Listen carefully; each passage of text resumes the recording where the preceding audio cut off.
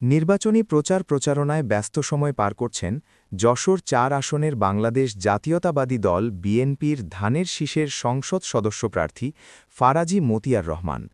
তিনি বাঘারপাড়া, অভয়নগর, বসুন্দিয়ার পাড়া মহল্লায় তার নেতাকর্মীদের সাথে নিয়ে এই প্রচারণা করে যাচ্ছেন।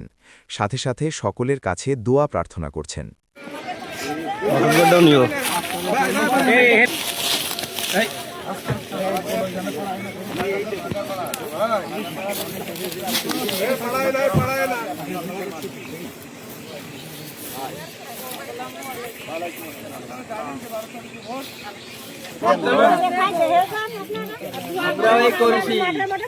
আমি এইরকম একটা পরিবারের ছেলে, আমার ৬ বিঘা জমিতে আমার বাপ ছাড়া এই ফুলই লাগাবে, এখন আর সেই সব লাগায় না।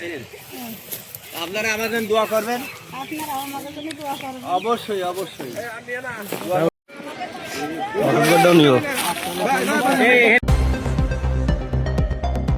সত্যের সন্ধানে দক্ষিণ বাংলা।